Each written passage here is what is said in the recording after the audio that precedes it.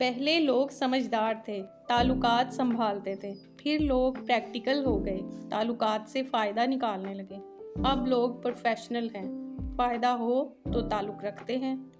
انسان تب سمجھدار نہیں ہوتا جب وہ بڑی بڑی باتیں کرنے لگے، بلکہ وہ سمجھدار تب ہوتا ہے جب وہ چھوٹی چھوٹی باتوں کو سمجھنے لگے۔ سمجھدار وہ نہیں جو زیادہ پڑھا لکھا ہو، بلکہ اصل سمجھدار وہ ہے جسے یہ ہنر آتا ہو کس سے کہاں اور کس لہجے میں بات کرنی ہے۔ زیادہ سمجھدار اور زیادہ بیوقوف میں کوئی خاص فرق نہیں ہوتا، کیونکہ یہ دونوں کسی کی نہیں سنتے۔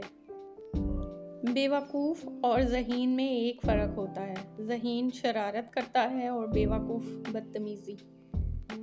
سمجھداری کی باتیں دو ہی لوگ کرتے ہیں، ایک زیادہ عمر والے، دوسرا جنہوں نے کم عمر میں بہت مشکلات دیکھی ہوں۔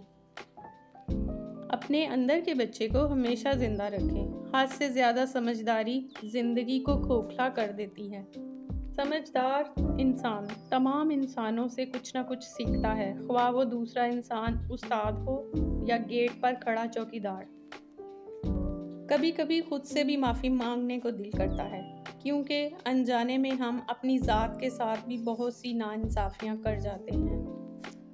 کچھ لوگ بہت ہی ذہین ہوتے ہیں، بعض اوقات اتنی گہرائی میں چلے جاتے ہیں کہ عقل کی بات ان کے اوپر سے گزر جاتی ہے۔